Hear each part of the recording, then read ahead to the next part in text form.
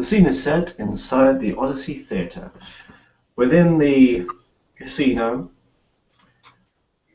the place is abuzz with activity this evening. It seems that word has spread through kindred circles and the harpies that the casino is the place to be for all up-and-coming kindred to while away the night, spending money, gossiping amongst their peers, and where plots and schemes are hatched. We go into the private room that is reserved for people of note. Around the card table. This particular card table is made of a single piece of pure varnished black mahogany. The dealer at the table is a dominated mortal, seems to have very little of their original personality left, and stares blankly into the distance. There are a few servants in grey, tired suits to blend more into the background in the corners, with fresh drinks, fresh from the latest stock of Stanhope's vintages. And so we begin our scene as the Ventru Primogen awaits, sitting in his usual spot round the table, to see which kindred come through his doors this evening.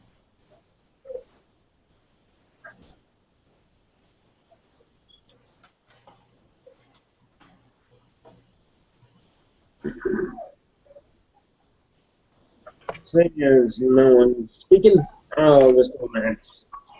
Devin Cree just makes his typical, almost semi-demonic entrance, just casually sliding in with cat-like grace to the private room, gives John a curt nod and almost perfunctory, strictly out of habit, bow, and takes a seat at the table.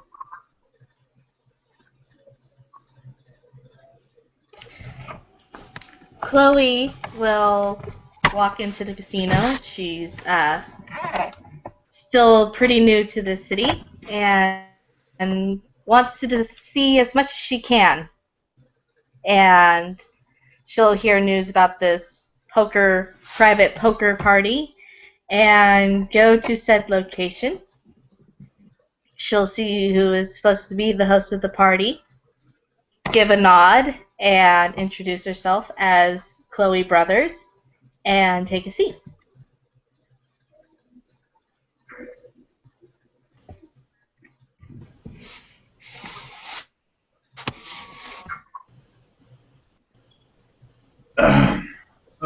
After these two, another strange fellow follows.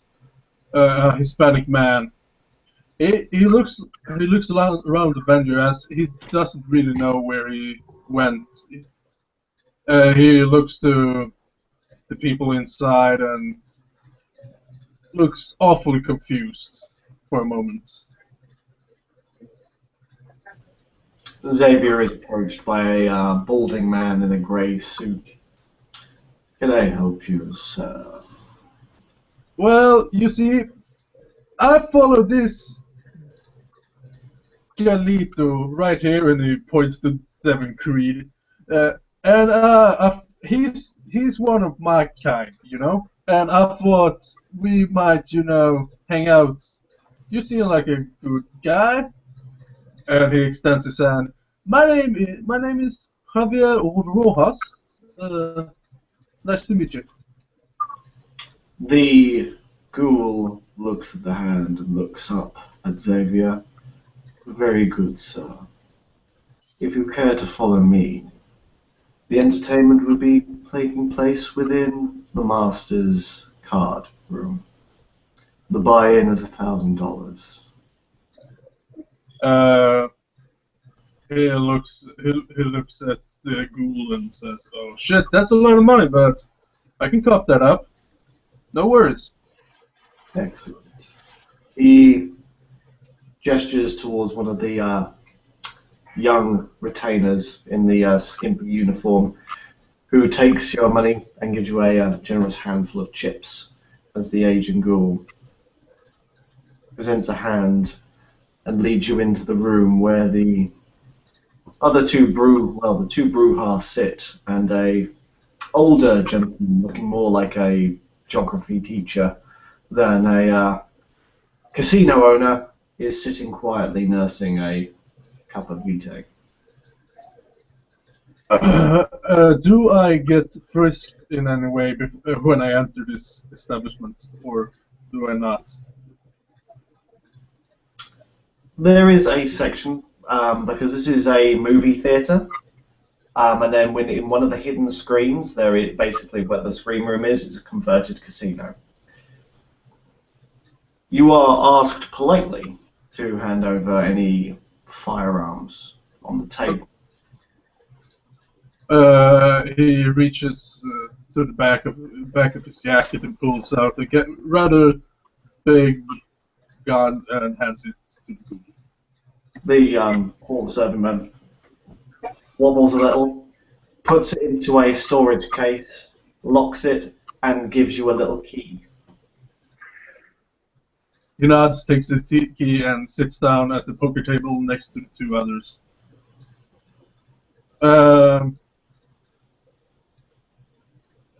Nice to meet you. Looks at both of them.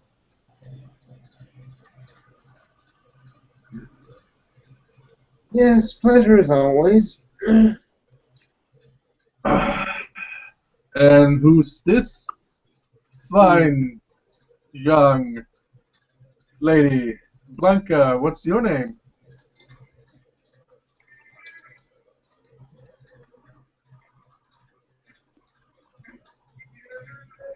And there is no response.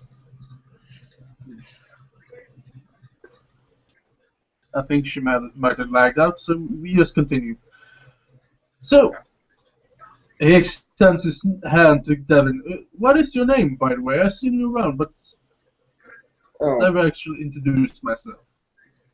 Devin will actually just kind of brush a little bit the long, curly, dark hair. And, Devin Creed, at your service, sir. Pleasure to meet you. He just gives a kind of curt nod and a bow. Javier laughs and says, Man, hombre, I ain't no fucking sir. Just call me Javier. Pleasure to meet you, Javier. Same. Now, let's see. Let's hope we can avoid getting our shirts taken away this evening. As always. Eric steps into the bar, or the casino, sorry. He looks around. He has his usual mask up this night. He is wearing just a mute gray suit. He looks younger, but he almost looks like one of the servants. He asks one of them if the private game is running at this time. Ah, Mr. Summers, yes. If you would like to follow me this way.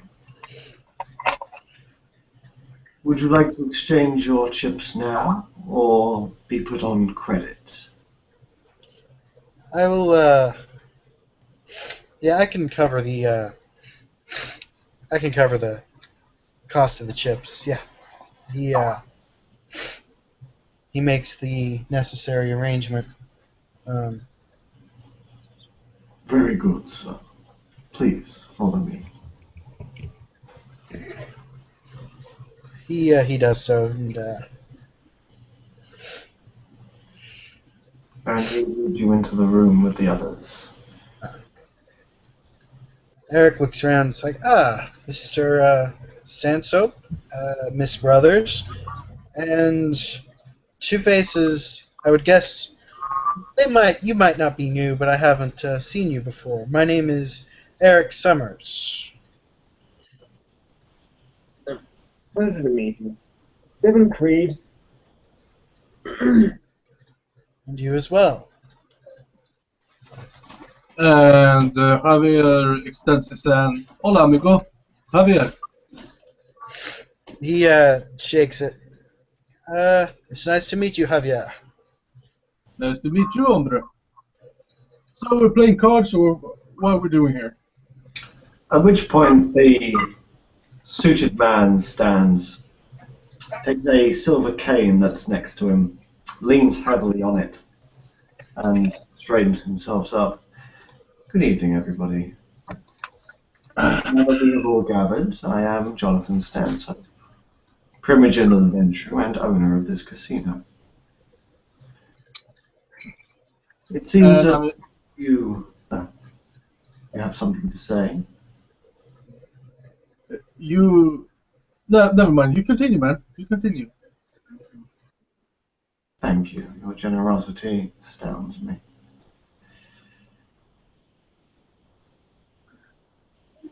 There are a few new faces amongst you that I haven't seen at my table. So, before we get down to the paltry business of cards, why don't you all introduce yourselves? And tell me which of my vaulted colleagues have invited you into this city.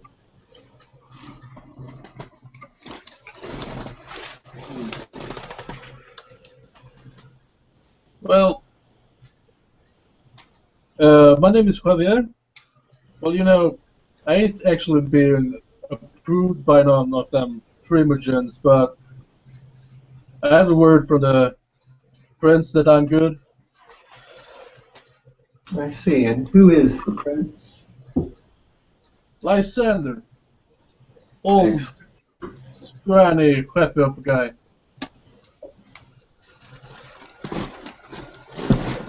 So you have not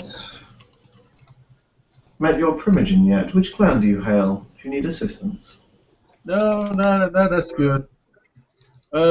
Rose. The clan of Rose. Toreador. Ah, it is good to see more roses in the city. I am always a fan. Your primogen is... I've forgotten his character's name. Out of character, Jacob Crowley. Jacob Crowley. John has eidetic memory, so I can't forget. Is Jacob Crowley. I would recommend you go see him. He is a most unique gentleman. Well, he seems like a swell-up guy, but if I don't have to, I'd rather sit that one out. I'm not into the politics. I see. Part of the radical movement, are we? Aye, sir. Born and raised in LA. How are your lot doing? I hear very little of you these nights. We're around. Starting at some business. And he goes into his jack pocket and throws strands of card. It says Bob's Guns. What sort of business is this supposed to be? Well, ammunition, weapons, stuff like that. Ah, I see. Well, if you want to make some real money, I can put you into contact with people who supply the guns in this city. But if you're happy with an independent operation, good luck to you. I hear that this country was built on small businesses. At least that's what the politicians say. Yeah. Immigrants as well, but you don't let them cross the fucking border now, do you? No, the Americans do forget that they're all immigrants. And how about you, young lady? I do not believe you have entered my halls before. My name is Chloe Brothers. I'm originally from Boston. I just recently got here a few days ago, and I actually know Mr. Summers over there. We met at the Gentleman's Club, one of my first nights. He thought I was overdressed for the place. Eric And we chuckles talked for a a little bit. bit. It's nice to see you again, Eric. You as well, Miss Brothers. My, is there a story here, Mr. Summers? Is Miss Brothers being polite over a social faux pas? We, well, we're talking about what we were in town for, but what we're new. Um, Random cat walked in and walked into my lap. Eric? Well, Or did I pretty much cover all the I bases? noticed that I would be. You pretty much covered all of them. I noticed I started to think of some plans that if I could wrest control of the business and do some improvements on it. I found it Oh, in. yes, and you owe me a bouncer job. Right, of course. Who is your primogen at the moment, Miss Brothers? I'm not sure. I'm still learning all the chain of command. So I do apologize if I'm bad with names, but I have heard of a sheriff. I heard that a Bruja is in the position as prince. And sincerely, not much else. At this point, Devin will actually give her a little whisper, and Remington Pro Temp, my dear, is me. So, just so you know.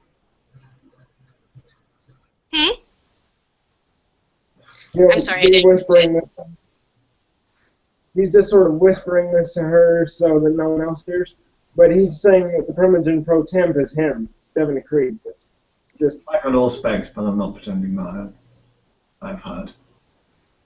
Oh. Well, it seems you're quite fresh out of the box, Miss Brothers.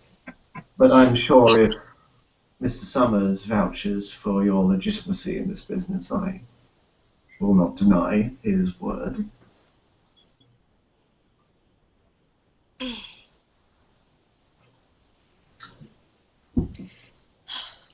Mr. Summers, you seem to be very quiet at the moment. Are you vouching for this young lady?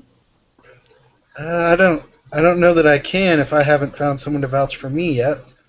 But Not as a political statement for staying in the city, Mr. Summers. Just socially. I believe we have a rapport, and I know you as someone who is trustworthy and capable. yes, she seems like a trustworthy sort, indeed. Excellent, excellent. A kindred word is his bond, after all. I would hate for Miss Brothers to prove you wrong, Mr. Summers. Indeed. And finally,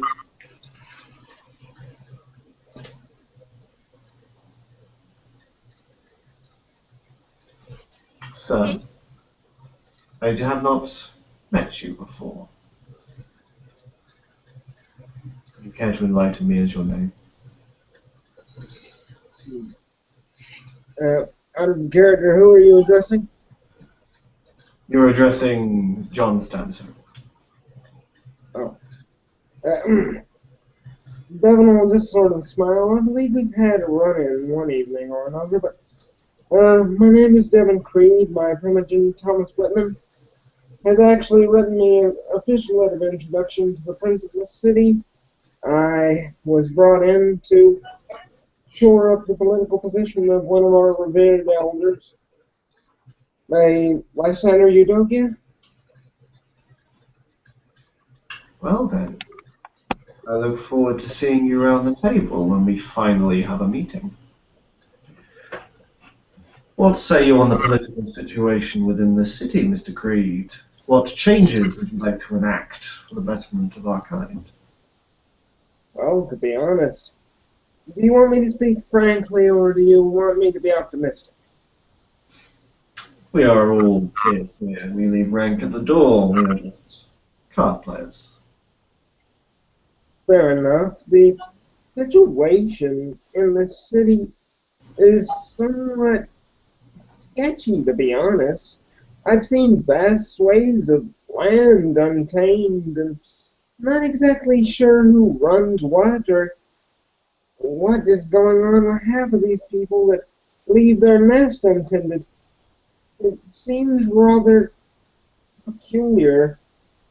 I've heard rumors from here and there, and it seems like it's a bit of a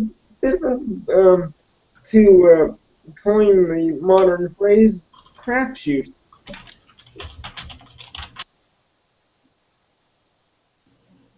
Right, the city is a capricious mistress. Those who can keep up with her tend to thrive, and those who don't, well, they leave their nest a little too soon. Seems to be the common case.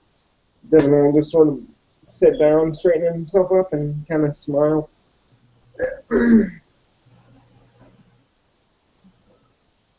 Now, is there any other business or any thing that I might be able to help facilitate, or shall we get down to winning and losing money? So impatient. But yes, apologies all. It is turbulent times. I always like to be sure who is at my establishment. With the ever-so pret of the Sabbat, no one can really be sure which newcomers are legitimate and which ones aren't. I believe we might have a sixth at our table. I'll allow her in, Jeffrey. Airy, if I can get my silly lower third to work, approaches the casino and walks in, hoping to speak with John Stanhope briefly. When she is finally let in by Joffrey, she notices a small party of kindred, a few she's never met before, and she kind of just pauses for a moment before approaching the table, seeing if she'll just be invited over. Ah, Miss Quinn, a pleasure to see you. Please, come join us. Are you joining us for the festivities? I didn't realize you were having a party, Mr. Stanhope. I just wanted to see you for a moment. But,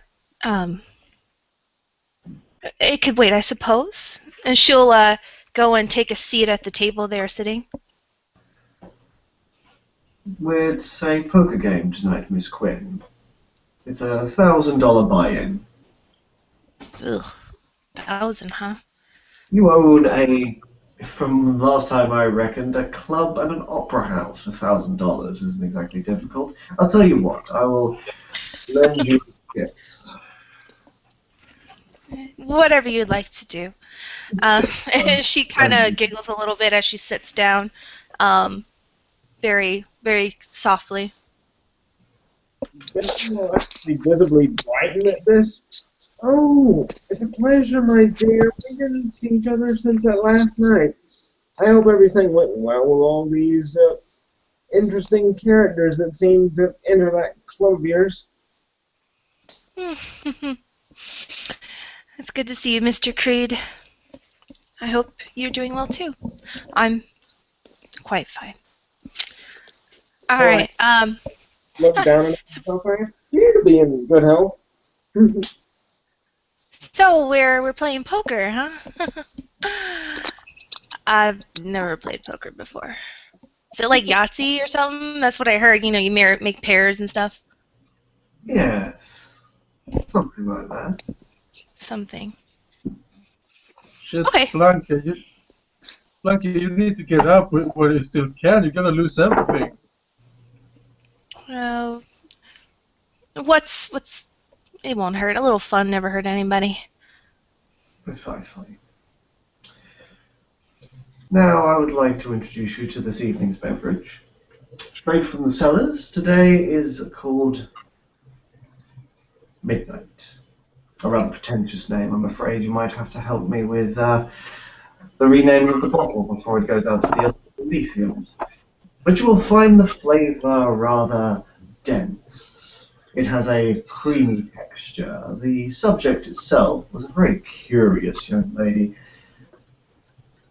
Had a rather unfortunate medical condition, but it certainly has flavoured and, let's just say, thickened the blood to give a most unique taste. Something light and refreshing, but still hearty, able to relax and have a session on a bottle or two without feeling the impediment. Yeah. I'm good. Thanks. As you wish. John will take a large slurp, swallow it round his mouth, and then produce a second glass and spit it out. So we're gonna deal to cards or what? I want to earn some money. Excellent. I'm glad you said that. Now, who is familiar, I know Mr. Summers is, with the card rules that I made up last time? I didn't know you made up rules last time. Basically, you pick your best stat. You can either have perception empathy to call everyone's bluff, manipulation subterfuge to bluff your arse off, Okay. or you can use intelligence and academics to work out the odds. Alrighty. You count the amount of successes, and then you add those successes to a single D10 roll, because that's the luck of the draw. I gotcha. And then whoever has the highest number wins the hand. First to... Sorry. Right. It's okay. First to 3 wins the entire pot.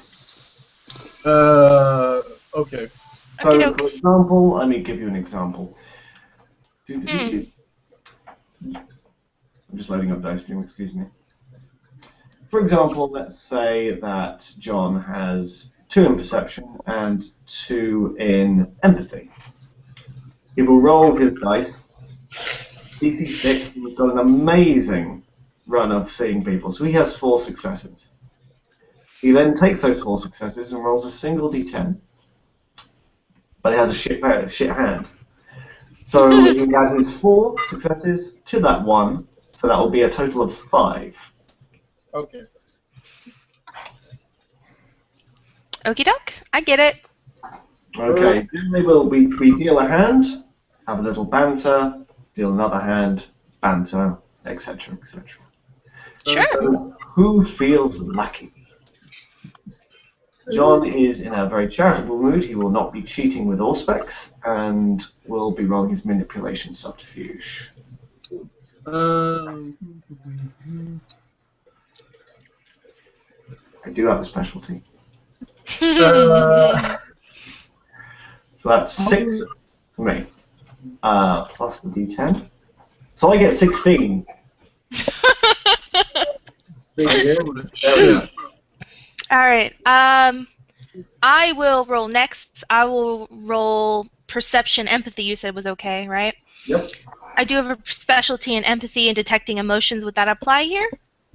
Yeah. I Well, like Yeah. So Ilnor, I got 4 successes then. Single D10. Okay, so not bad. We can't see your dice, you're going to have to tell us. Oh, it's a 6. I don't know why that's not working. That's alright. We'll trust you. Go ahead and roll. I will drop out and come back in and see if I can make it work. Alright. So, good hand, Miss Quinn, but alas, house always win.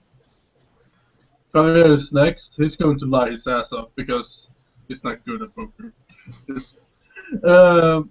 So he's does enchanting voice apply to the manipulation subterfuge rule as to lying your ass off? What applies, sorry? Enchanting voice. Enchanting voice, no, because you're not speaking. Yep.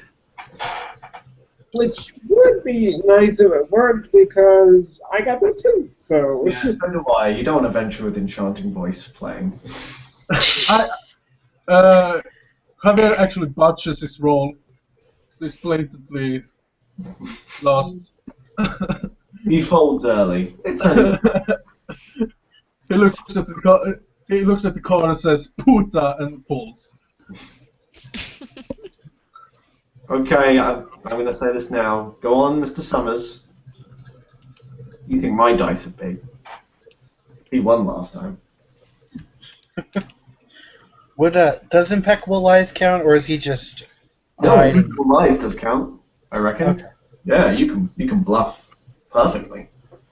Very C6. 1, 2. Have you? Oh, there's a specialty. Sorry, hang on, let me just. 1, 2, 3, 4, 5, 6. 6. All right. No. Probably not going to beat that. Okay. So I have 12. Good hand. unfortunately for you, Devin was a bit of a card shark and he's used to bluffing his ass off, so we'll see how I do on this. Mm-hmm. Alrighty. And then we add the D10 afterward, but we'll see how I go. Curse you, 1 for canceling out my exploding 10. 3 successes plus my D10. Let's see how that goes. And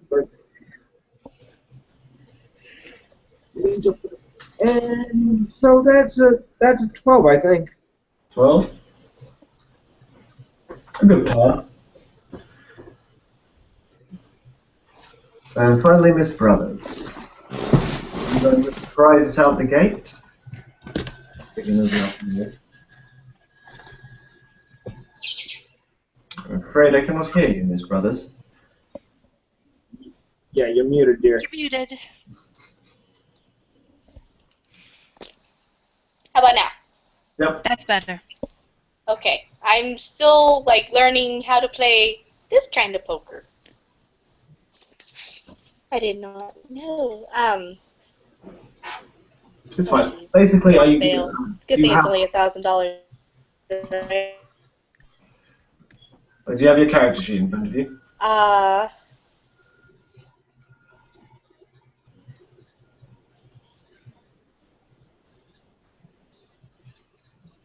No.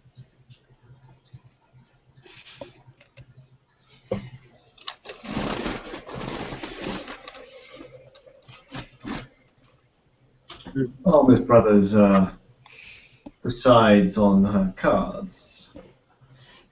What should be the first topic of conversation?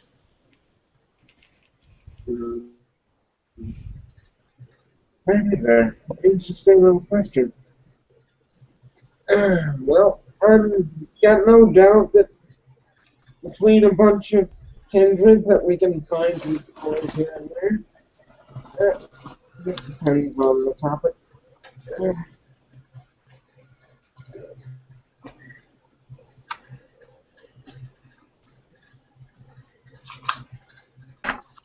So,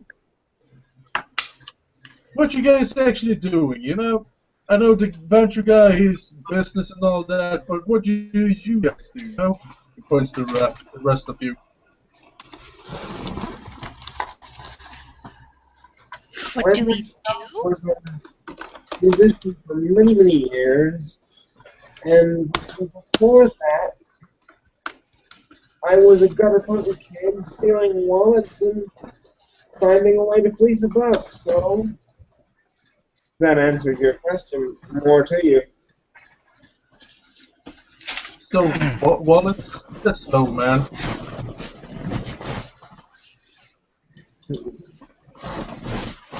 And you, Blanca, what do you do? He points to Ari. Me. It's like, wow. What do I do?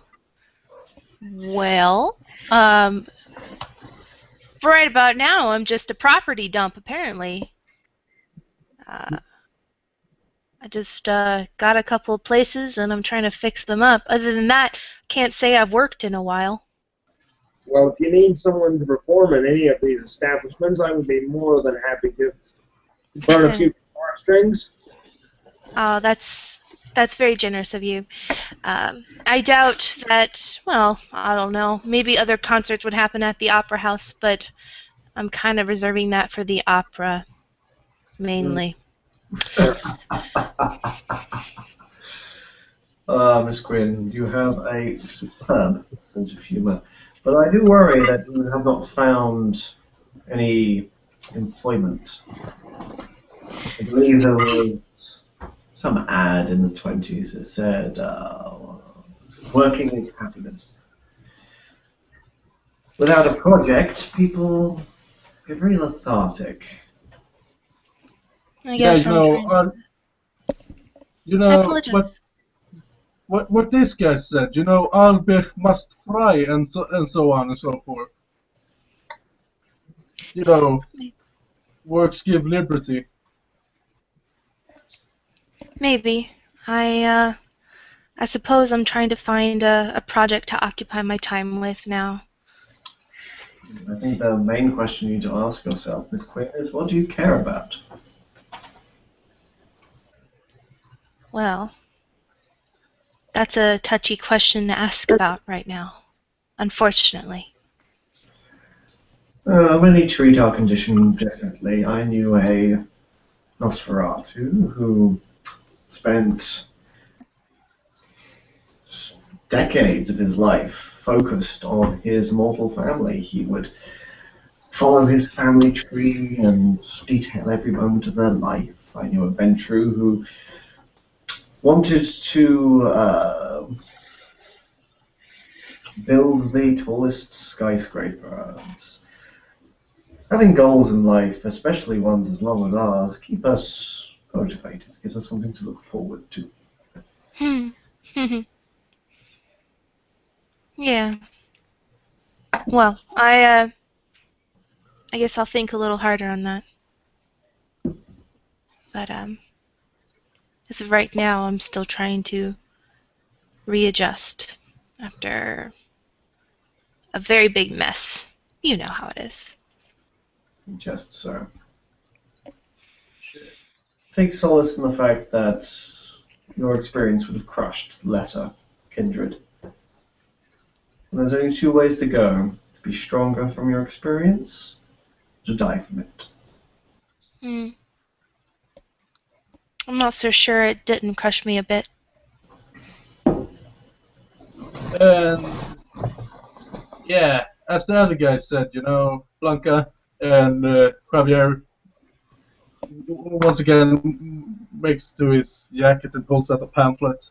If you need someone booked, he tosses it over the table. You can book my band. We're good. She'll smile and is it a card that you threw to her? No, it's a pamphlet for the Unbondable Masses concert. I gotcha. She'll take the pamphlet and kind of look at it a little bit. She'll actually carefully place her cards on the table so no one sees, and then look at the pamphlet a bit before tucking it in her bag. And she'll smile and be like, "Well, thank you." Shit, you should have seen our last concert. It was a fucking rave. John freezes after suddenly he's put two and two together and looks to Ari and Xavier very tensely for a second to see what's going to happen. Ari kind of just sits quietly and doesn't really say much after the smile and the thank you, and then kind of folds her hands and puts them on the table. So how about yourself, Mr. Summers? How is your business going? John says, changing the subject as quick as possible.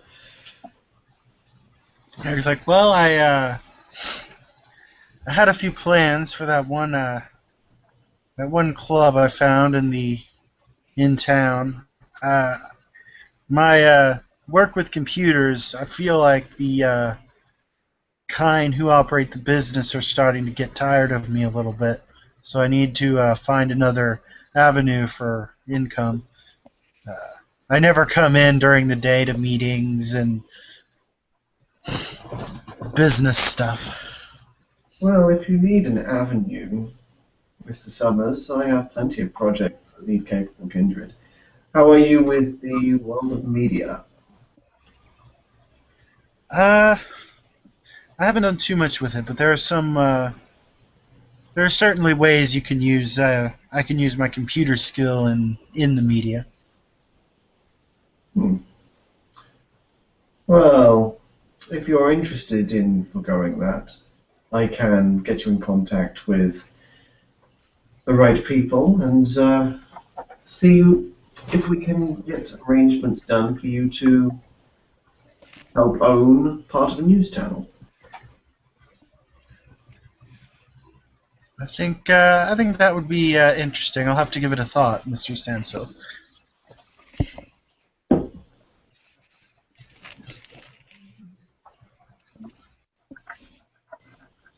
Hopefully you've been keeping yourself out of trouble, Mr. Summers. Yes, I haven't had any trouble lately. Mm. That's good. Then again, she'll just go back to being quiet. So what was it?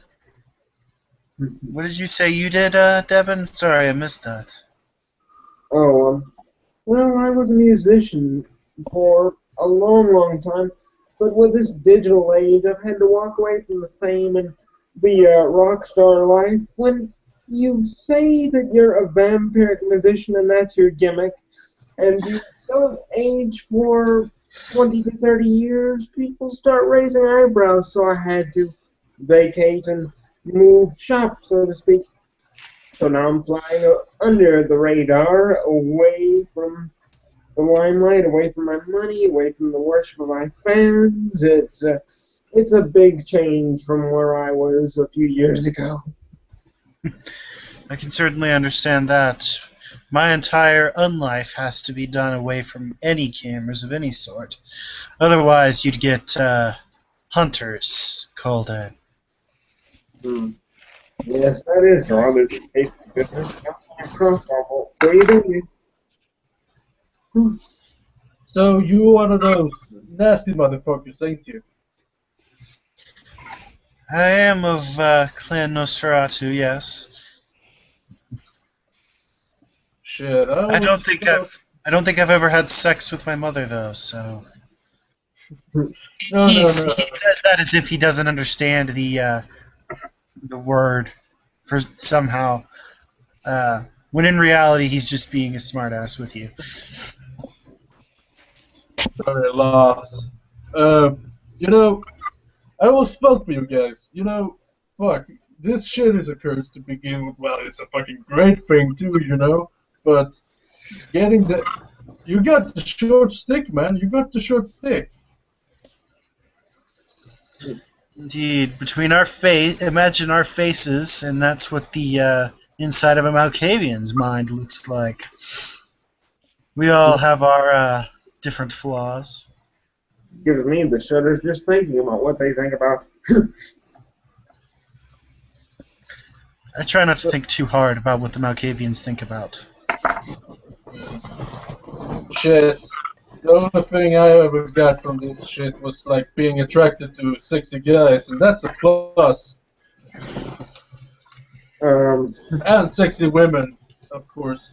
I And think Devin's paintings. really, really uncomfortable because out of character, Devin's got appearance 4 and he's moving slightly away, just carefully, without trying to appear impolite. I think you do our friend Mr. Summers a great disservice. Yes, his handicap is more visible than everyone else's. It doesn't make him any less a kindred. I said thought that. from your kind that would be exactly what you would be spouting. So, I ain't said he's a lesser killer. I said he got the short end of the stick. He got the fucking worst curse. I said I know some people of his kind, and they're crafty well, They're crafty.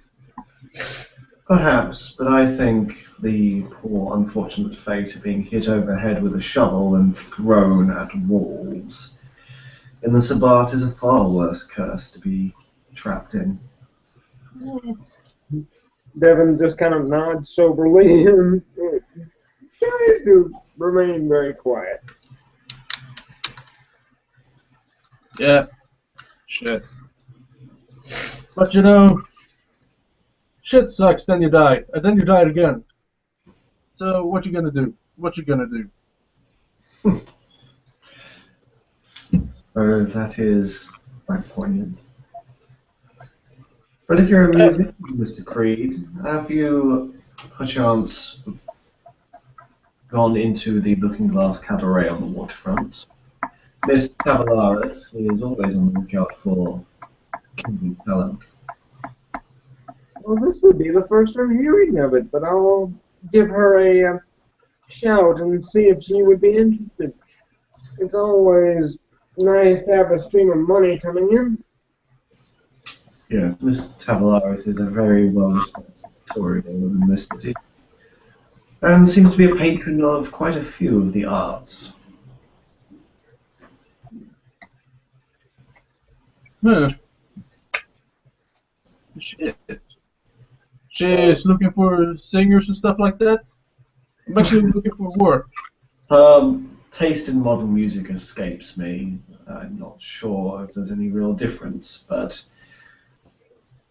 she enjoys the crashing and beeping of the various kind musics nowadays, so perhaps. Well, you know, I do other stuff than just crashing and beeping. I've done quite a few genres of music. Back in the earlier days, it was jazz and classical and all sorts of concert pieces, and now it's metal and other kinds of. It just depends upon the venue and the audience. You have to know who you're playing to.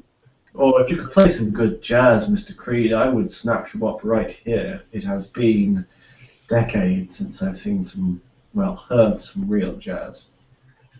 I am an impressionary child from New Orleans, sir. That is in my blood. I've been playing it for years.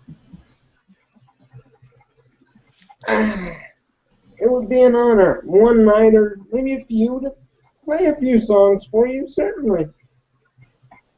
Oh, marvelous. I'd like to make a little event of it. There are so few Elysians nowadays. Someone, I suppose, should run a few. Once I found a more suitable master house company other than the crowded hotel room which houses my herd and the other roustabouts of the what you would call rocker lifestyle, I'll see about throwing one together myself. Toreador Elysian, now, we haven't had a good one of those in quite some time. It's good to hear Calliope's doing all right. I haven't seen her in a while. The last time I saw her, we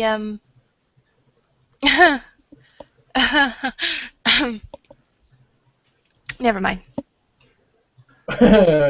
Blanca, you seem like you're having a good time over there. Having some good memories? Not actually, but it could get us in trouble. The less I know about it, the better, Miss Quinn. Miss Tavalaris' nights out, girls' nights out especially, have been the stuff of legend in this city, and one best not ask about them. But if you go and visit her, I'm sure she will be most gracious to receive an old friend. Try and get her out.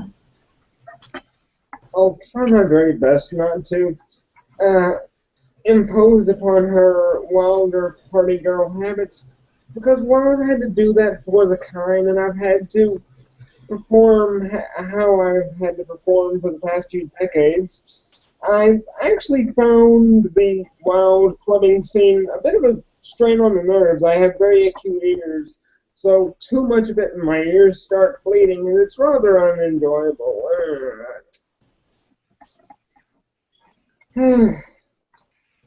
what can you say? No taste these days. Just, mm. We never went to Club Deep. That's a shame. No, we didn't. But they have that new gentleman's club that's opened.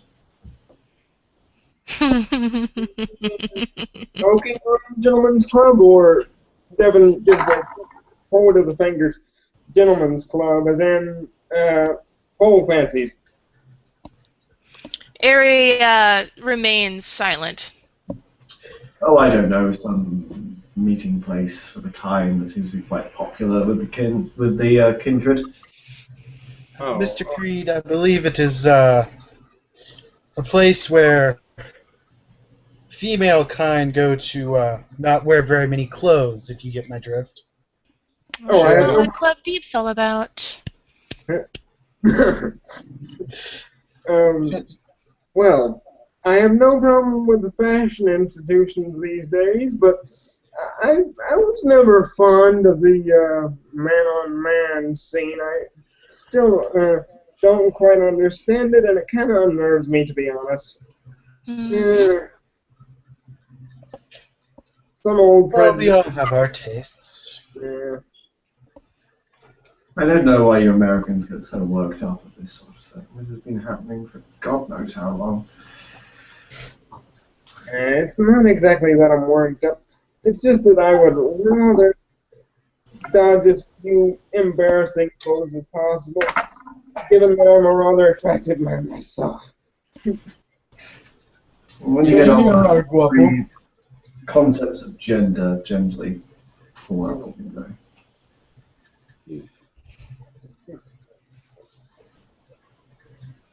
Javier moves his legs closer to Devin Creed.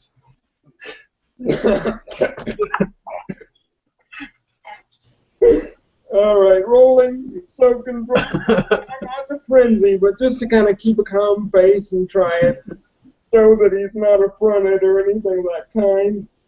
Yeah, he's not That upset. character would be funny if he botched. Let's see how that goes once I get this mouse to cooperate. Boogity, boogity, boogity. There we go. 1, 2, 3, 4, zooms and rollings. Boop-a-doop. Alright, and manages to keep a pretty stone face while showing that he's slightly unnerved still. Well, thank you for the compliment. Javier smiles at you and winks with one eye. He just turns politely around and tries to focus on the cards. Another hand? Of course. Very well. Same verse, second verse, same as the first. Oh, fire today. 1, 2, 3. That's 5. What's the D10? So I'll be 13 overall. So it'll be I roll a 1. Oh man. 1. oh, I roll a 2. 1, so 2 total. Alrighty, and we'll see how I do after this, and I gotta roll my d10. Doing pretty good, Now I just gotta roll that d10 there. That's 1, 2, 3, 4 successes, plus my d10. Let's see how we do. And, well, I think I did pretty phenomenally. I'm at 14. Eric looks at his not cards. 3. 3 plus 9 is not 14. Oh, 3. I thought it was, that's the, I didn't understand the rules. Pardon me. That would be 12, so, alright. Not too bad. Eric looks at his cards. He's kind of eyeing everyone in turn, kind of avoiding Javier a little bit. avoiding catching his eye. So he's got 4 successes. So 4, 14. All right. Well done. Good hand, Summers. Good hand. Close game. Close game. Now why can't I get all those 10s on other rolls? Exactly. You want all the casino's money. That's what you want. So, shit. Fuck. This is not going too well for me. Mierda, you know? Fuck. Ain't gonna be able to pay my buddy's hospital bills like this. Well, as long as you're having a good time, Xavier. And free drinks are supplied, but it seems you've already eaten, so.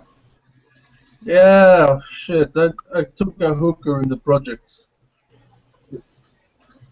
Ah, yes, I've tried the hookah. In the Looking Glass, it's quite a enjoyable experience, I have to say. Shit. They let you do anything, you know? You just present them with stuff you wanted to take, and you just take it.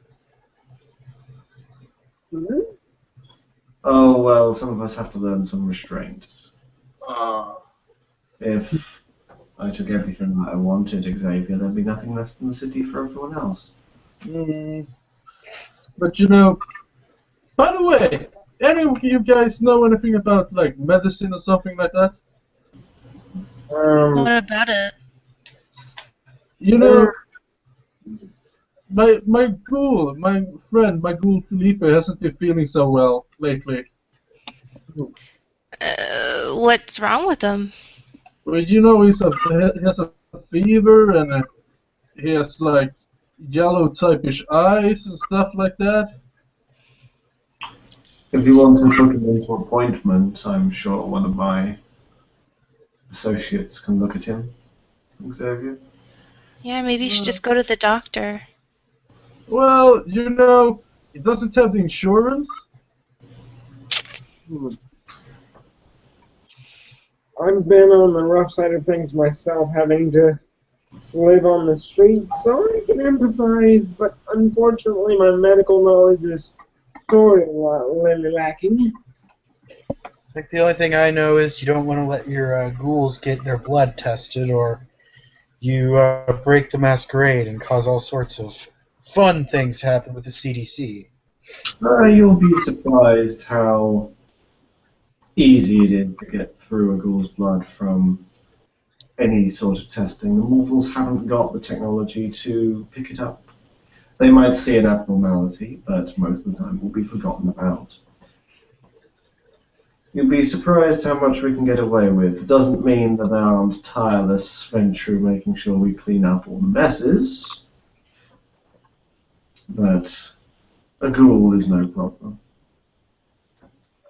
But what would you offer me then? Yeah, this isn't a free country, as it were, and as you have said, I have no primogen to speak to if you decide not to pay back your debt, so if I was to help your ghoul with his insurance problem, what is it that you could offer me? You know, he scratches his head.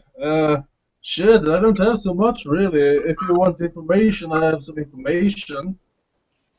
But, you know, if you want the information, I'm gonna send you the anarchs to you, but I know stuff about people in the city.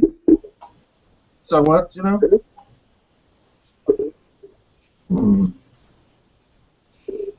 But other than that, hey, you want a guy who has your back, and if someone comes knocking, he can knock the guy's knocking out, you know? Well, I always like to make sure that my friends are well taken care of. Xavier, you're running a gun business, are you not?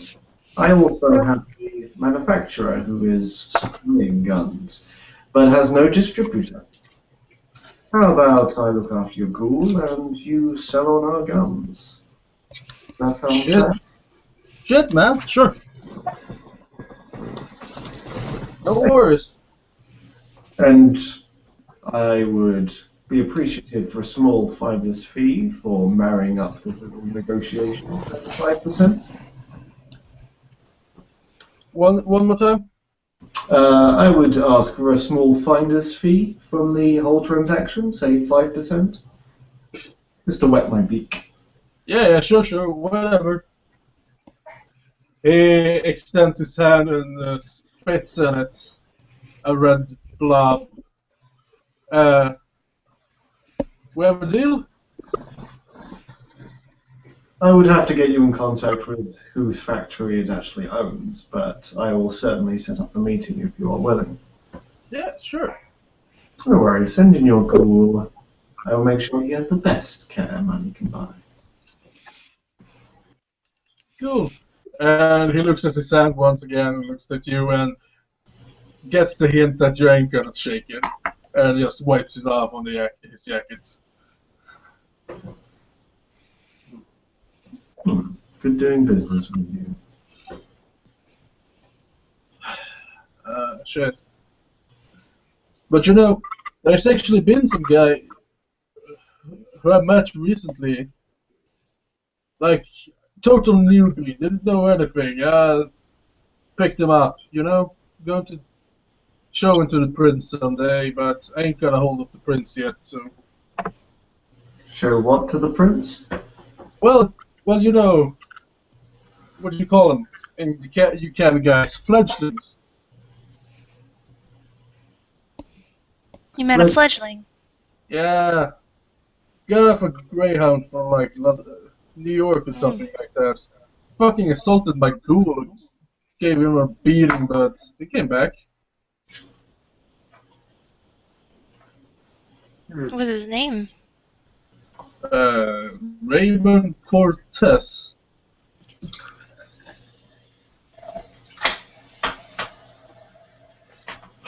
Actually worked for some guy in the library. Well, no, not the library. Museum. Strange guy. Got high as a kite. Well, after he had his first tasting of blood, that is. Oh, he was really new. Yeah, shit. Yeah, he didn't even know what the fuck he was. He slept with me though.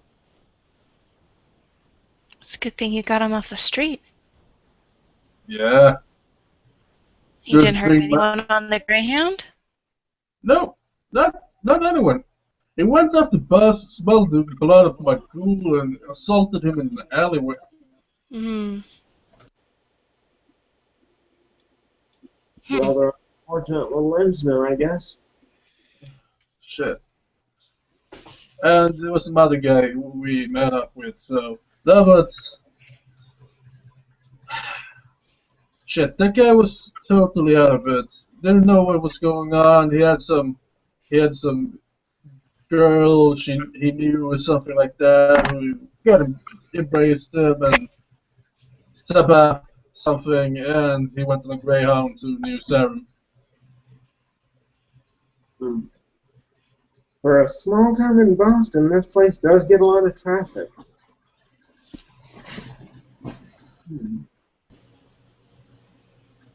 Not sure that I'm following it, Flavia. You found a fledgling on the street being beaten by... No. He was attacked by Sabbath in like New York or something like that. He got on a Greyhound to New Sarum. He assaulted my ghoul and I beat him up and gave him some blood. Oh, right. That's how you found him, I see. I see. Cortez, you say? Yeah, Raymond, something like that. Cortez Rain. Toreador. I He knew would... his clan. Beg pardon? He knew his clan, Toreador.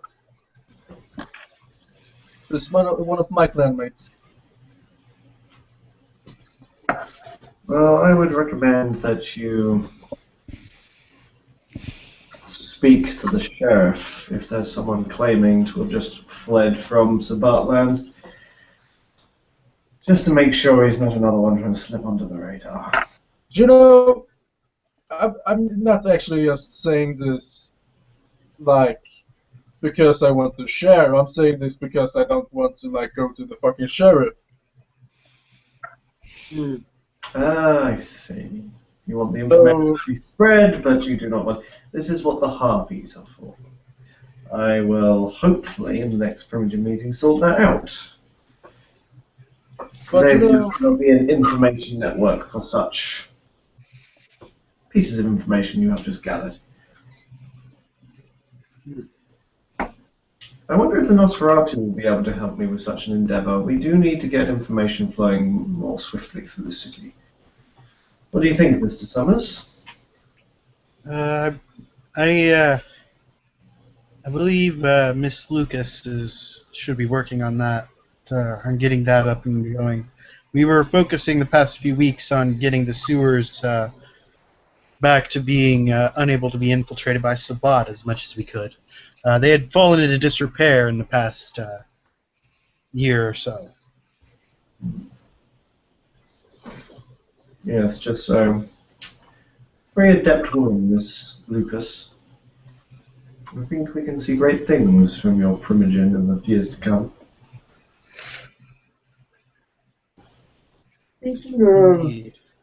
interesting information, I have a temporary nest set up on the beachfront. I happen to be staying in one of the hotels nearby, but I myself am looking for a more permanent residence where I could possibly put down some roots.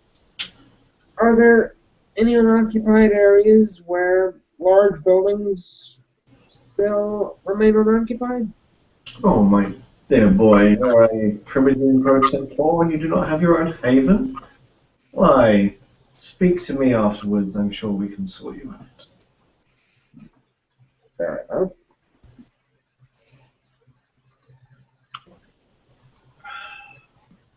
so wait, Devin, was it? Do you live like with the sheep near the sheep hotels and stuff like that? Yes, on the waterfront, the beach area, one of the hotels nearby. Lysander set me up. Javier does no longer well, retract his legs from yours and looks at you kind of seriously. And I'm going to make a self-control check.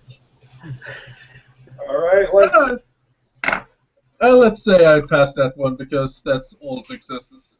Uh, he looks at you and says, "You know the, you know, anarchs are like the high place there. You know, there's some anarchs in the city who will kill you if they know you were there. Well, on the Oh, but water, that's not safe territory. the waterfront is Torridor territory, I think you'll find. The Anarchs stick to the projects. No, no, no. We've been hanging around the cheap bars and the hotels a lot. I Oh. think they're talking about an area more north of the waterfront. Ah. More towards the oil rig. Hmm. Oh, that wreck. Yes. Hey, don't call it a wreck. It's home. Home is where the heart is. Just so. No, it was an unfortunate incident which allowed our independent neighbours to move in wholesale. It was a little upsetting. I suppose any of you have had dealings with the Giovanni recently? I did meet some unusual vampires which I hadn't had the uh, previous knowledge of. New Orleans being a fervently Camarilla city, I'm not sure if they're who you're referring to.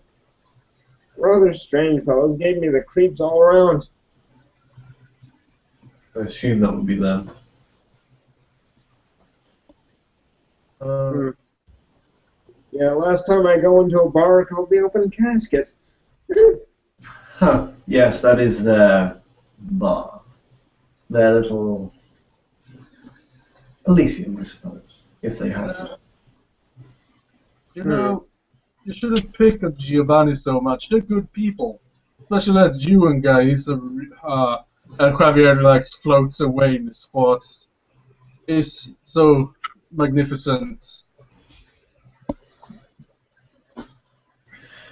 He is certainly a character. You know, I met him at the museum, like with this rich guy or something who was playing bodyguard, but shit, that puppy, he be handsome.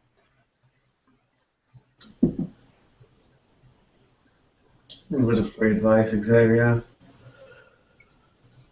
Unless you know what you're doing, do not deal with Mr. Dunsen. He is, let's say, he's not as genteel as many Camarilla vampires.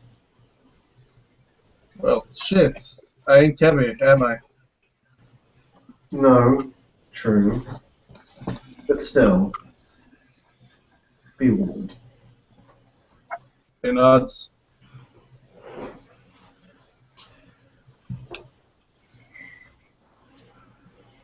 So, next deck, play cards. Hmm. Right, I am enjoying all these. Oh, I had to say it, didn't I? You did. Yeah. Oh, I'm just going on the luck of the die. 6. No chance. All right. You So, never know. okay, so just so I have this right, because I think I got it a little miscommunicated.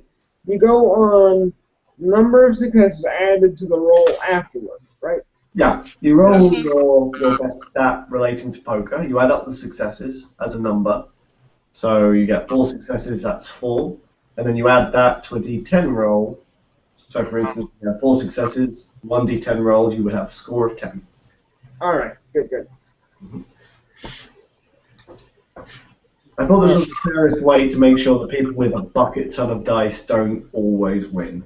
It works. It's just I wasn't quite sure how it worked exactly. Javier ends up on a 6. Ah, so you had the other king. Damn you. Eric looks around. He's pretty confident that he can see. He's pretty confident that Ari and John probably don't have a very good hand, and Javier, he can't quite. He can read him a little bit. Right now, he's just reading them like an open book, and he actually has 9 successes.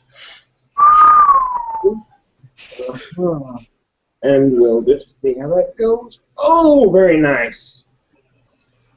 I think for 9 successes, we should all give Mr. Summers a little insight into our characters, because that is one hell of a success.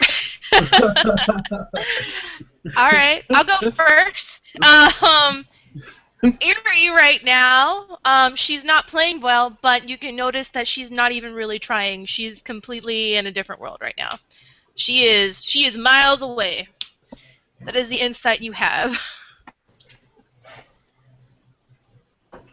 With John, when he's not, you can see that when he's talking to the rest of the crowd and talking to you, he is very much the gracious host, sometimes the cold ventru. But when he's not really paying attention, you just see he's just sort of shuts off like a statue. There's no emotion, there seems nothing there, just a sort of intense stare at his cards.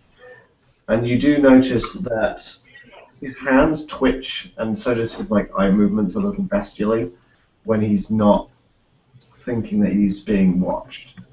Okay, one second.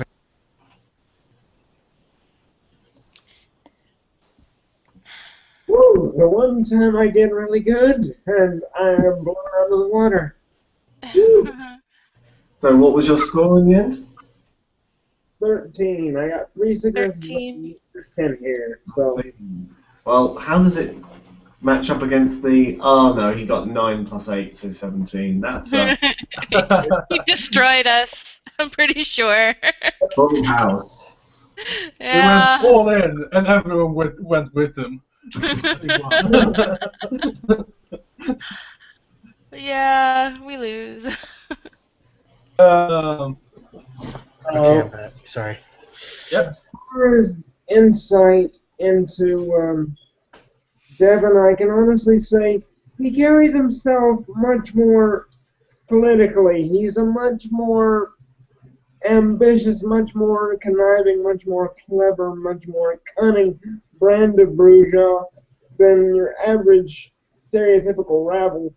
He is very politically motivated. His body language is somewhat relaxed. He's not exactly threatening in any sort of way, but he does have a fair amount of strange ritualistic scarring and a lot of tattoos that he got before he was embraced. So he does pride himself on modification of the body. He does pride himself on being in control of a situation.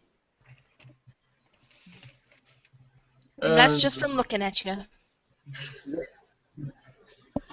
and lastly, Javier, he's actually not playing to win against you guys anymore. He's just playing to win against the fucking Venture. That's the He's spirit.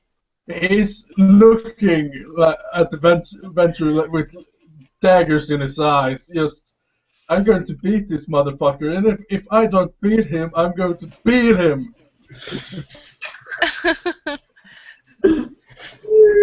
Boy.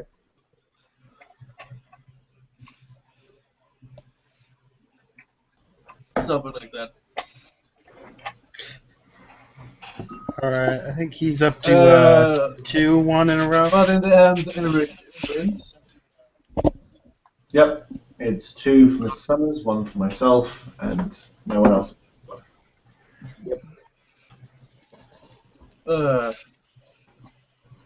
Javier predecessor says "puta" and almost smacks the table over, but stops This is a himself lot at the last different from minute. Yahtzee. I'm slightly disappointed. Devin will just give a little laugh and kind of smile over there. It's a habit that I've had to learn basically because my grandfather was a bit of a card shark, and the few times that he did manage to stay at my house, he would always challenge me to a card game, and I would always lose my shirt. The rest of it I learned playing 3-card money on the streets and trying to hustle as much money as I possibly could. Not all of us have the advantages of our dear friend John here. No offense taken. I mean, meant to be given. None taken. Javier is actually going to activate Auspex 1 and look for obfuscated people in the room. And he's going to look at Eric and say, "You ain't having none of these fucking Nosferatu in this room signaling you what the fuck we're dealing with. You ain't fucking No, I'm cheating." just a lucky hand, I guess. Oh, Javier. This seems like a lot of effort to win a poker game. Every dog has his day. Okay, shit. Oh, fuck. I'm just gonna roll self-control. That's difficulty 4 plus short fuse, that's difficulty 6. I lose. I flip the table.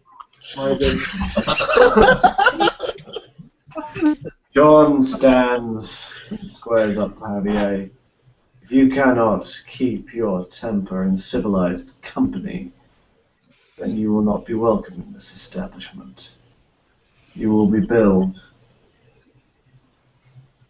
Do I make myself clear? Yeah. You know, just got a little angry. Not going so well. Do not forget where you are. Shit, I'm man. gracious enough to allow you into my domain. Do not. Yeah. Hospitality, I know, and domain, you know. I know the traditions. Maybe an anarch, but I know the traditions. He sits down and he actually flips the table over. Sorry about that.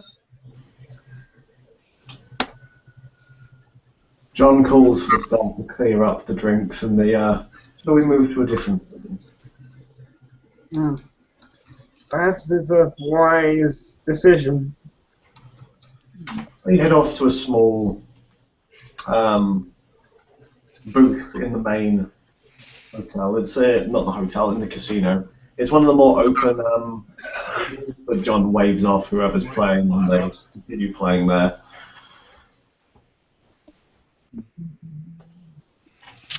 Ari, while following, appears now to be a little bit nervous around Javier, as she does not like violent people. So now she's avoiding him. Oh. Consequences, man. What are you gonna do? Javier actually sits down at the new table and looks really, really, really fucking angry. It's about he's about to just leave the table, but he sits down, having the impression that he can win against this fucking Venture. Devin will sit down in a slightly more safe location and kind of just move closer to Ari. Hello, my dear. I just thought it would be safer for me over here, if you don't mind. Perhaps. Javier opens his mouth. I'm gonna pretend I didn't hear that, Galito. Thank you. Now, that is a rather large insult. Mr. Creed, you are Primogen pro tempore now. You must be wary of your words. Are you saying that I cannot protect my guests within my own domain? Are you claiming that Xavier here cannot control his own beast? These are words you must be careful of saying now that you have gained position. They can be construed in many different ways, and I'm sure you did not mean insult by it. Oh, of course not. It was simply a little jest, is all it was.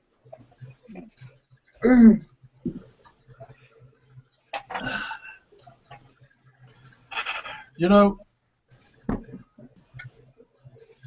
I'm just gonna say this. I'm not the one of guys to like goes out and hits people. I don't like to like be angry, but sometimes it happens. I couldn't help myself. Yes, the anger gets the best of all of us eventually. Well, we don't have the will to control it, but we all have moments of weakness. Alright. It's easy. I think for a little bit we'll probably be dealing cards in a little bit of silence, so get a couple more hands. Alrighty. Next round, huh? Yeah, why not? Okay. 3? Oh, 7, maybe. Yeah. Two.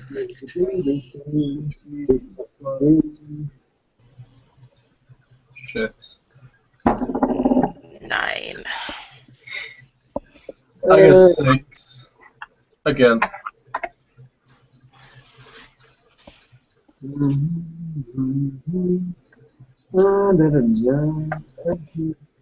Absolutely abysmal hand.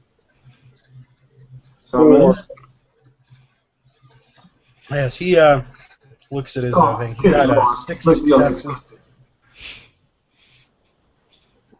You got 6 successes.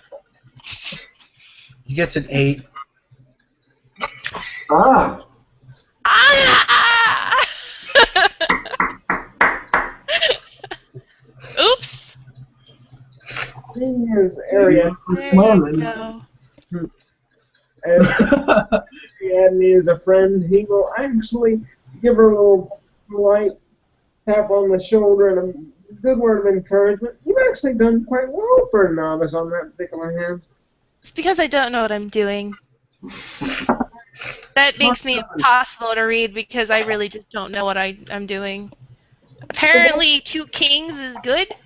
Is it Is when there is another king on the board, yes. Okay. Hmm. Alright, mental note. You're coming in with nothing, so what's there to lose?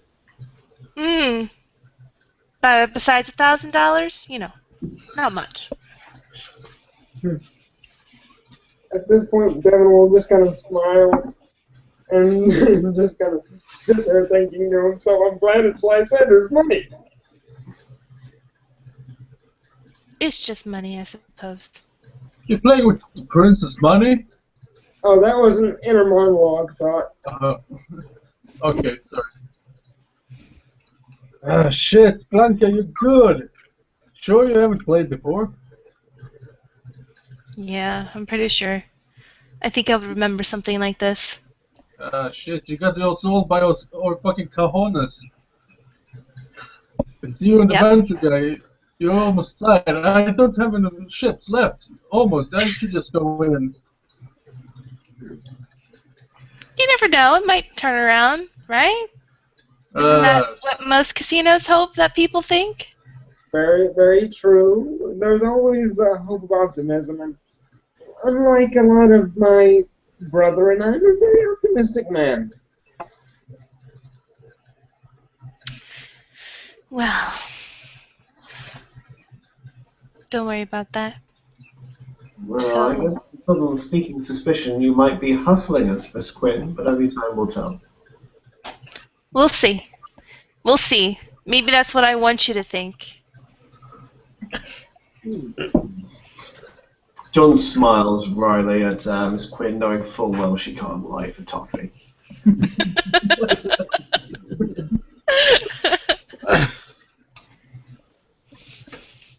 Shit.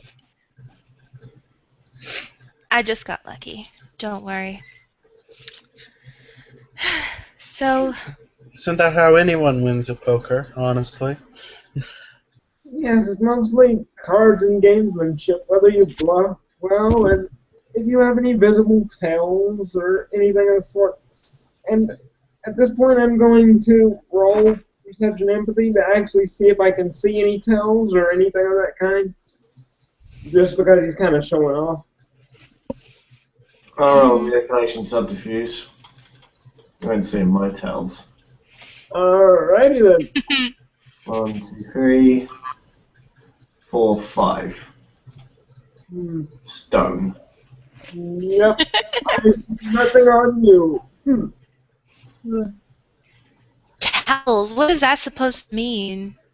Like, Tells are habits that one indulges in. well, Ari, I'm not even gonna roll manipulation subterfuge. Because Ari doesn't know what she's doing. So her tells are pretty obvious, actually. It's mainly just confusion followed by, pleasant surprise when she has a good hand. You have a bit particular tells of a novice, but some people might, I don't know, tug their ear when they have a good hand, or their nostrils might flare when the cards are bad. It just depends upon the person. And if you can spot a good tell, then you have them. Yeah.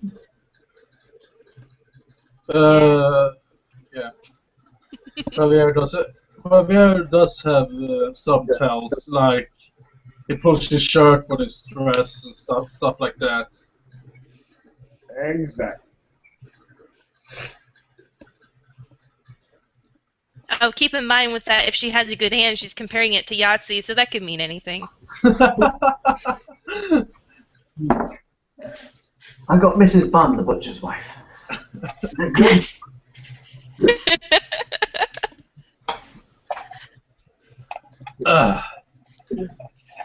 So, we're gonna play the last hand because I'm out after this, Certainly. We can see who wins it all. Well, you say the last hand. There could be anyone's. Oh, but John's looking pretty. Looking pretty. 7 successes. Damn. 6 successes. Oh. I get 15. Right over. Holy shit. Gorsuch I get- has it. All three. 14! Oh, fucking hell. Gorsuch I got has exactly. and But, Xavier, you should not bet so big when you have such small cards. Eric looks at 13. I do Eric slight. looks at John's hand. He's like, "Really? Just one card away, and I would have had you. Love when that happens." I take it I lost. Okay. She just kind of shoves her cards to the middle. So, I believe Miss Quinn has one, Mr. Summers has two, I myself have two now, and Mr. Creed and Xavier have yet to score. Shit. Well, I'm in. Of course, We're the night is We're gonna young. keep doing this. Javier looks at his like 3 lost ships. And says, shit, I can't lose now, can I? I'm on such a roll.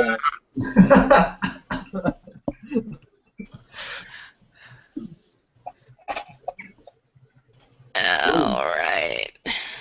Ugh. Not good at all. One. What's wrong with me? 5 successes. 1, 2, 3, Oh. 4. You've beat me with just a bluff roll.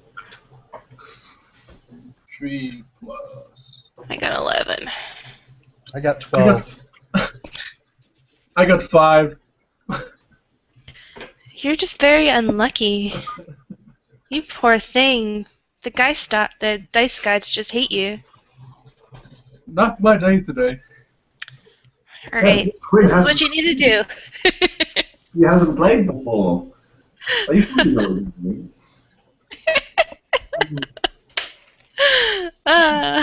Holy crap. 7. 7. Mr. Summers, once again, you have taken it away. I think if you win the next round casino cards, I will have to ban you from playing. Hell, I might even give you a job. Isn't that how casinos work? If you actually win, even if it's by luck, they don't like you?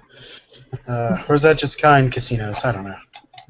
It's just kind. This was only a friendly game.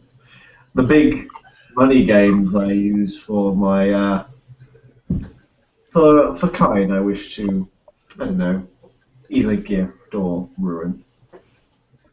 Ah, I see. But then I don't play fair in those games.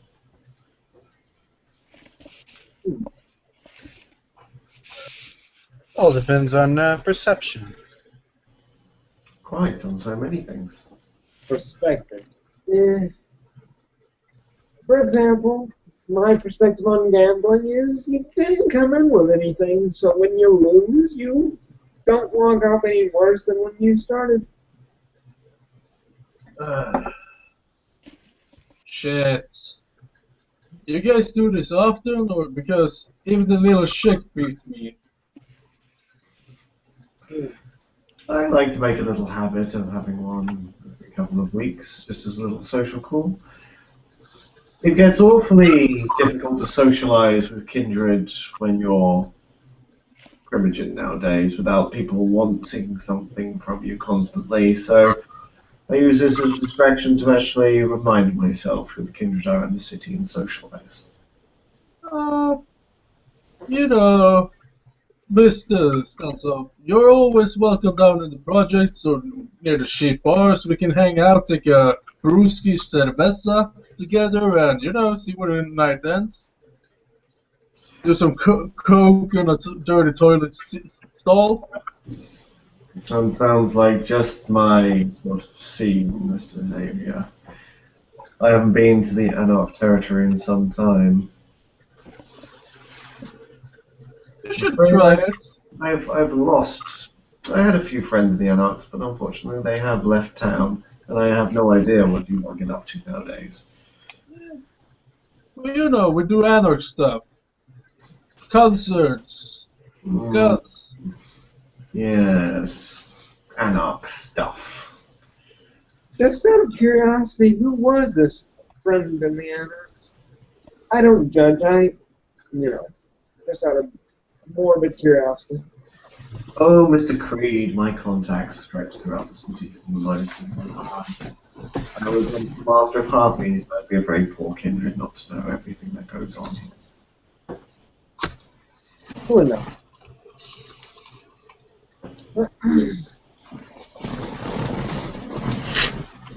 So, Javier raises himself from the table, walks over to the safety deposit box, and takes out his gun. I'm just gonna leave you guys. If you ever need me, and Mr. Stansop, we will be in touch over the medical business and whatnot. Uh, but you gringos have a nice evening, yeah?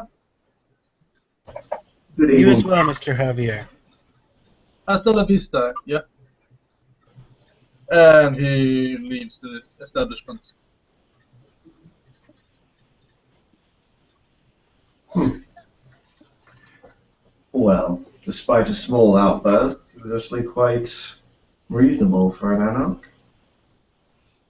Well, they can't all be insane, can they? I don't know if I've met an unreasonable anarch. I've met some weird ones.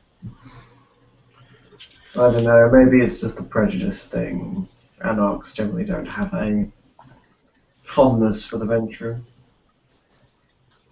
I can't say I've met many kindred here. I've only been a kindred myself, not more than a year and a half. So I'm fairly new to the blood. My word, have you a year and a half?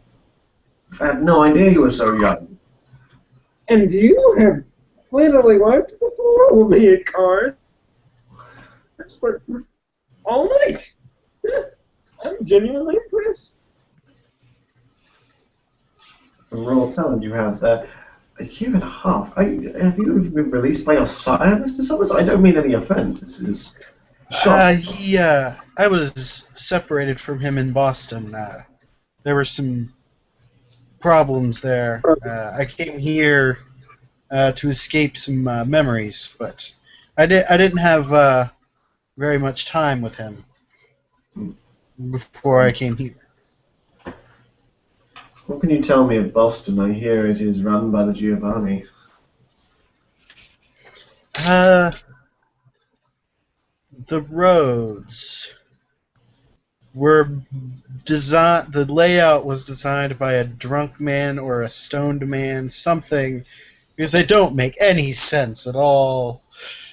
At least here they're more reasonable. But this part of the country has that kind of thing. Out west, I hear they have grids for all their cities, much like New York. Yes, I suppose that is the advantage of not having a history with a country. You can It being a new town and coming keep from a strange city myself, I guess I'm used to a little bit of oddness here and there, but those Giovanni fellows give me the right. Let's just say I've met strange things, but they're very spooky.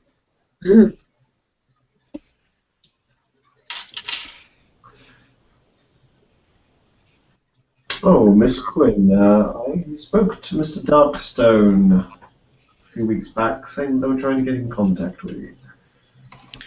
I saw him. Was it a night or two ago? I don't know. All the nights are starting to bleed together now. I saw him not too long ago, though. He's really weird acting. Kind of mean, actually. But I've seen them all. I've talked to Cole and him, and I'm around. They know I'm around. Um, so I mean, was he looking for me to talk about something in particular? Not that I recall, he simply mentioned that he couldn't find you. Well, honestly, Look I for don't the like to cool be found cat. a lot of times. And like I said, sometimes I just don't want to be found. You know how it is. Hmm, quite. He has my phone number, I just don't know why he didn't call. Mustn't have been that important. Yeah. But, yeah. Have I missed a lot? I've been keeping to myself for the most part lately. Trying to take a break from all the noise. It's hard to say. What are you most interested in? The politics of the city hasn't changed for a bit. It seems no one's doing anything. Your Teresius Cole is now censure. Lysander is prince, as I'm sure you know. There's a Malkavian sheriff that likes to shoot Nosferatu in the chest. I heard about that. That's interesting. Oh, well, that sounds exciting, sorta. I've met a lot of new kindred lately, which is strange. Well, word spreads far. With a celebrity like Lysander on the throne, it's going to draw in the crowd. I didn't realize he was that famous. Well, he's a bit of an oddity. He is not only a Bruja, but someone, if you do your history books, was part of the original Anarch Revolt, which he is not shy about telling people. I knew Many that, but apologies. I'm sorry. Go I on. was, I was merely going to say that many want to witness what he does with the city and see if it changes from the other cities in the. Think of it like a third party in the elections gaining a seat in a particular city. People want to see it for the oddity. Maybe, but the seat he kind of gained was president, wasn't it? Yes, but president of this city. Think of it as the government. Right. Because the I gotcha. president would be a justicar. I apologize. I don't know too much about the structure. If you hear So, the word Archon and Justicar, then be very aware that they are very old, dangerous people. And you must respect them and do what they say, because their reach is very far. see. Well, hopefully I don't meet one. I heard one was in Portland. Yes, Bell or Bruja. Archon has quite the reputation. He was instrumental in leading the charge against the Sabbat in New York. I keep hearing mixed things about New York. One night it's Camarilla, the next is being attacked by Sabat. It must be very volatile there. Quite. From what I know from our clan's own involvement, it was Sabbat for a good 200 years since its inception.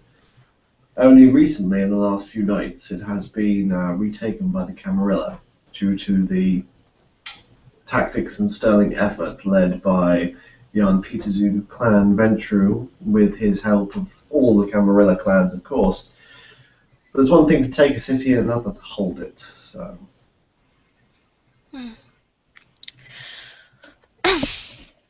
Well, unfortunately, I don't really have much to talk about. I was just trying to get out a little bit today. You're welcome anytime, Miss Quinn. I apologize, my company is often quite staid and dull now. I'm one of the Ivory Tower's management.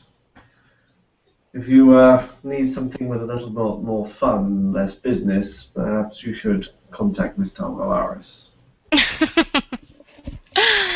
I probably should catch up with her at some point, just to say hi, if nothing else. Um, but yeah. Well, Like I said, I did want to talk to you sometime. Nothing too important and nothing too deep, but it's best not setting company, so maybe some other time? You can speak here. Miss Summers, would you mind if I have a small booth arranged for these sort of meetings? Certainly, I must get going myself. I will certainly see you two later. Um, have a good night. Mr. Summers, do tell your colleagues that the coach wishes for a team talk soon. I will. I'll give him a message. Eric stands and walks out the door, brushing his jacket off a bit.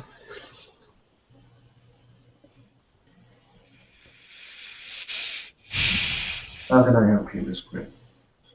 I just wanted to ask you a question. Um, Last time you were a little upset. And I'm sorry about that, by the way. I really am. I don't know what she was thinking, and I definitely didn't have any say. But I wanted to know how you knew about Alex.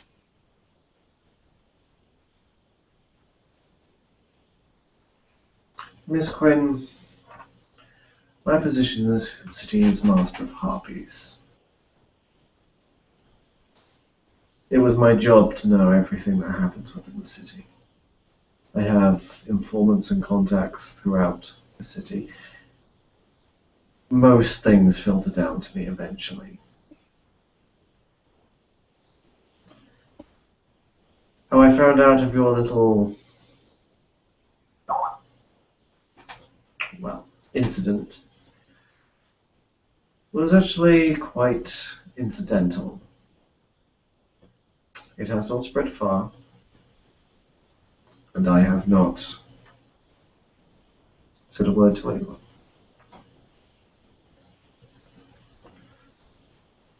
Because I too wanted that bastard to die, taking away my student.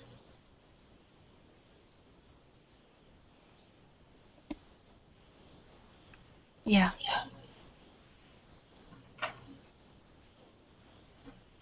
I almost wish it made me felt a little better. It never does. Well, thank you for letting me know. I don't know what I should say to everyone else. I'm sure people still wondering what happened to Alex, and I don't know what to tell people. I think you'll be surprised how many people have already forgotten. It's a little upsetting how many people already forgotten.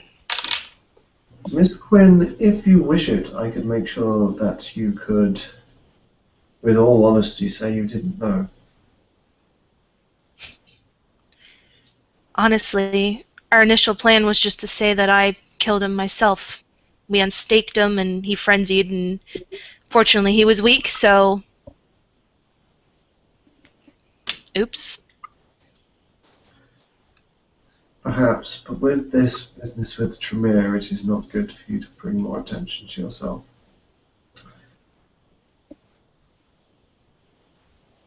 Alright. Oh, that's fine. I'll allow you to think about it, Miss Quinn. But just so you're aware, back in your mortal days, I have done it before, and I am good at what I do.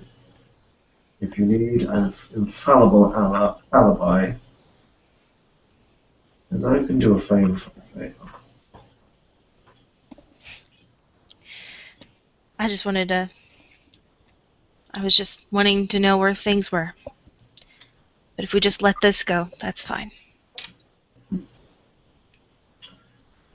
Well, honestly, if you are in any sort of trouble, Oh no, this is in a private place. But we moved away from the crowd because this is my bad.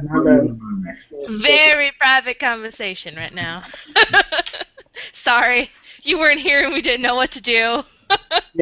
It's no big deal. My connection was just bleh. That's okay. Ari will kind of nod and just go, thank you then. Um, I'll see you some other time, Mr. Stanhope. And again, just kind of nod. She'll wait to see if maybe he wants a handshake or something else. But if he doesn't react, she'll turn to leave the casino, waving goodbye to Mr. Creed as she goes.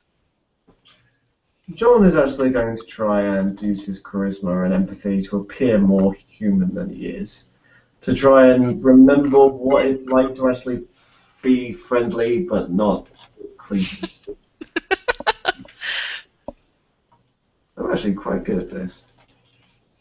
There we are. So yes, genuinely it looks like he is reaching out as a friend and being supportive, but professional. So she's going to walk away feeling pretty good about this conversation as she leaves the casino. Apologies for that, Mr. Creed. Not at all, not at all. Whatever you needed to do, you needed to do. And on a professional note, while we may differ politically and while we may have different opinions and different standards on certain things, I see you as someone to be respected. I don't devalue your opinion on anything. It's just, I got to be who I am. I'm still me, and I still have to take my slant on things. I hope all went well with this little social outing. I seem to draw myself into quite some interesting areas. We have to take some time off from the political banter. I'm sure we will have many screaming matches over the provision table over various discourse, but doesn't mean we cannot enjoy each other's company socially. Exactly. Civility is perfectly natural. You were saying something about a possible employment in some cabaret somewhere? Yes, on the waterfront there is a little out-of-the-way cabaret called Looking Glass. If you ask for Miss Tavalaris there and present yourself respectfully, it is her domain. She might hire you, she might not. But you can play a good jazz number, I may hire you for the casino a few nights a week. So Certainly. Now, I was a bit more used to stride piano when I was playing jazz, but if you find me a bass, I could use that as just as well. I beg your pardon.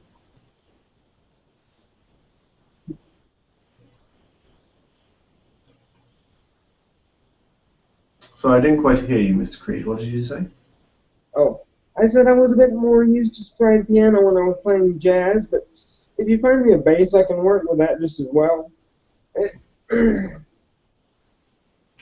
I've done everything over the past 75 years, just in bits and pieces. I picked up a little piano, but I cannot say I'm a musician by any stretch. Well, I'd be happy to give Miss Tavalara a caller and see how well that goes. I thank you for the time and the interesting social discourse. I'll just politely bow and give you this kind of movie star-like grin. Evening, and before any sort of political smattering goes, I quite enjoyed your company. I look forward to seeing you again, Mr. Creed. Please don't be a stranger. And with that, I think we will end the scene.